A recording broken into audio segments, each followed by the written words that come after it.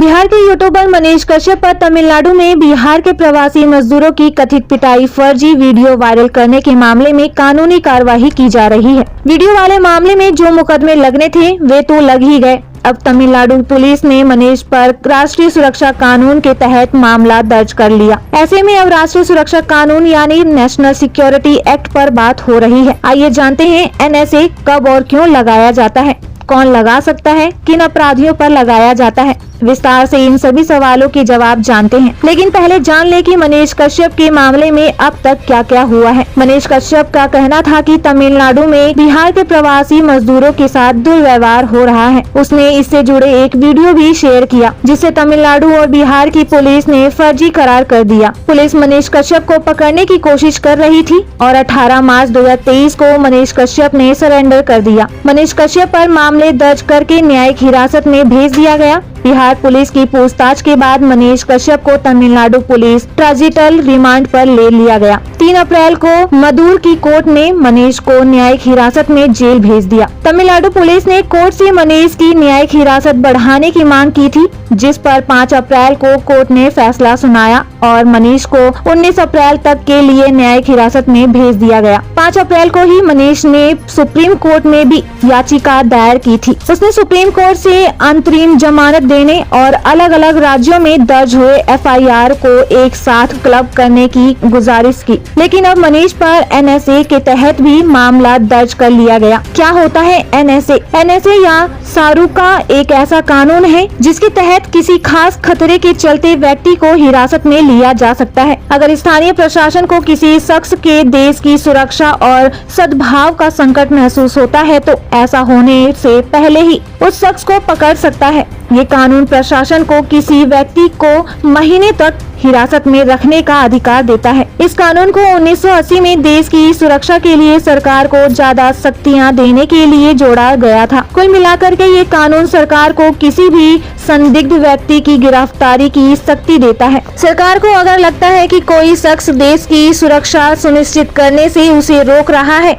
तो भी उस शख्स को गिरफ्तार किया जा सकता है। इस कानून का इस्तेमाल जल अधिकारी, पुलिस आयुक्त और राज्य सरकार अपने सीमित दायरे में कर सकते हैं। अगर सरकार को लगे कि कोई व्यक्ति बिना किसी मतलब के देश में रह रहा है और उसे गिरफ्तार किया जाने की जरूरत है तो सरकार उसे भी गिरफ्तार करवा सकती है। राष्ट्रीय सुरक्षा कानून क्योंकि राष्ट्र की सुरक्षा से जुड़ा है, ऐसे में बात नेशनल सिक्योरिटी की भी कर लेते हैं। इस संबंध में हमने नालसर यूनिवर्सिटी के तत्कालीन वाइस चांसलर फैजान मुस्तफा से बात की थी। उन्होंने बताया था NSA कानून में यह बताया ही नहीं गया कि नेशनल यूनिवर्सिटी क्या है। ये कानून सिर्फ इस बात की जानकारी देता है कि किसी स्थिति में खतरा महसूस होने पर गिरफ्तारी की जा सकती है। NSA के सेक्शन 3 का सब क्लोज 2 सरकार को गिरफ्तारी की ताकत देता है। इसमें कहा गया है कि सरकार किसी ऐसे शख्स को गिरफ्तार कर सकती है जिससे पब्लिक ऑर्डर या कानून व्यवस्था को खतरा हो। अब सवाल यह है कि NSA कब और किन परिस्थितियों में लगाया जाता है, या फिर NSA का इतिहास क्या है। NSA एक निरोधक कानून है, मतलब इसमें किसी घटना के होने से पहले ही सरकार किसी को गिरफ्तार कर सकती है। निरोधक कानूनों का इतिहास आजादी से पुराना है। 1881 में अंग्रेज सरकार ने बंगाल रेगुलेशन 3 नाम का एक्ट बनाया था। इसमें भी घटना होने से पहले गिरफ्तारी की व्यवस्था थी। फिर साल 2019 में रोल्ट एक्ट आया। इसमें ट्रायल की व्यवस्था तक नहीं थी, मतलब हिरासत में लिया शख्स कोर्ट भी नहीं जा सकता। इसमें गलघोटू या गैंगी एक्ट कहा गया। इसके विरोध प्रदर्शन के दौरान ही जलियांवाला बाग हत्याकांड हुआ था। भारत आजाद हुआ तो प्रधानमंत्री जवाहरलाल नेहरू सबसे पहले 1950 में प्रिवेंटिव डिटेशन एक्ट लगाए थे। 31 दिसंबर 1969 में एक एक्ट की अवधि खत्म हो गई थी। ऐसे में इंदिरा गांधी के PM रहते हुए 1971 में सरकार विवादित कानून सीमा या maintenance of internal security act लगाई। 1975 में इमरजेंसी के दौरान राजनीतिक विरोधियों के दमन के लिए इस कानून का बहुत सख्ती से इस्तेमाल किया गया। इमरजेंसी खत्म होने के बाद जब 1977 में जनता पार्टी की सरकार बनी तब इस कानून को 44वें संविधान संशोधन के तहत खत्म कर दिया गया। इंदिरा गांधी जनवरी 1980 में फिर प्रधानमंत्री बनी, जिसके बाद उसकी सरकार ने 23 सितंबर 1980 को राष्ट्रीय सुरक्षा कानून संसद से पास करवाया और 27 दिसंबर 1980 को ये तत्कालीन राष्ट्रपति नीलम संजीव रेड्डी की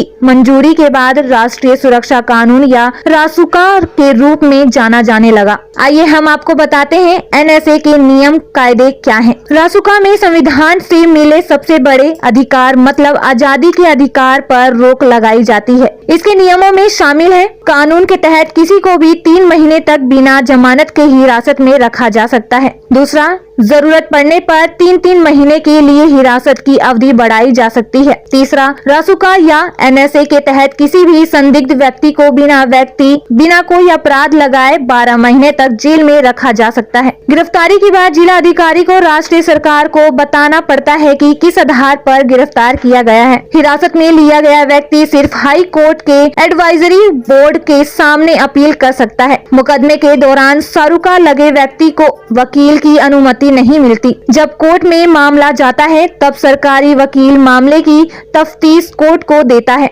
और जज ही उसकी मेरिट जांचता है। इसी के साथ हम आपको ये भी बता देते हैं किस पर लगाया जाता है सारुका एक्ट। कानूनों के जानकार बताते हैं कि सारुका जैसे कानूनों को अपराधी के भीतर डर पैदा करने के लिए बनाया गया था, लेकिन इसके कथित राजनीतिक इस्तेमाल से दिक्कतें पैदा हो रही थी। सरकारों पर ऐसे लोगों के खिलाफ भी सारुका का इस्तेमाल करने के आरोप लगते रहे जो सरकार के खिलाफ प्रदर्शन में हिस्सा लेते हैं। डॉक्टर कफील खान वाला मामला आपको याद ही होगा। गोरखपुर के बाबा राघव दास मेडिकल कॉलेज में बच्चों की मौत के मामले में डॉक्टर कफील खान के खिलाफ कार्रवाई की थी। बाद में अलीगढ़ मुस्लिम यूनिवर्सिटी में संशोधित नागरिकता कानून के विरोध के दौरान भड़काऊ भाषण देने के आरोप में उन पर रासुका भी लगाया गया था, जिसके बाद में हाई कोर्ट ने खारिज कर दिया था। कोर्ट में सरकार यह साबित नहीं कर पाई थी कि कफील के सिर्फ भाषण भर देने से कानून व्यवस्था का संकट पैदा हो गया था। ऐसी स्थिति